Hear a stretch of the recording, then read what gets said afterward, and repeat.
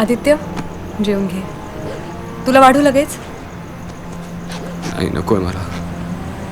हे बघ नंतर थंड होईल. आता गरम अगं बोललो ना नकोय. असा जेवणावर राग काढणार आहेस का आता? जातोय मी. मला नाही जिंकायचंय कोणाशी. माहित नाही का आज आईची खूप आठवण येते. ठरलंय माझं. तुझ्या आईचे पैसे मी नाशिकला गेल्यावर ट्रान्सफर कर.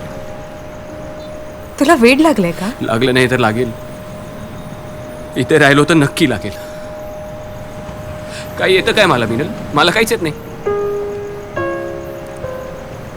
धड घरातला नळ पण दुरुस्त करता येत नाही मला. त्याकरता पण म्हातारे काका लागतात.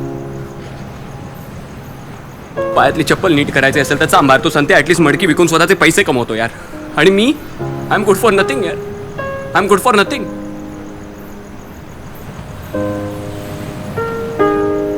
स्वतःचा स्वाभिमान बाजूला सोडून लोकांच्या पायामध्ये बूट घुसवून विचार केला की नोकरी करावी, तर त्यावरनं पण मला काढून टाकलं गेलं माझी काहीही चूक नसताना.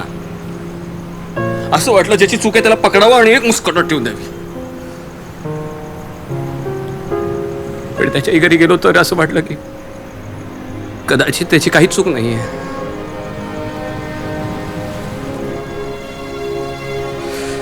तुला माहितीये नाशिकमध्ये असताना ना एक फोन कॉल केला ना तर पोलीस धावत यायचे माझ्या घरी. एक फोन कॉल केला तर आज टपल्या मारत होते ग मला. मुस्कटात ठेवून दिली माझ्या. It's very insulting Minal.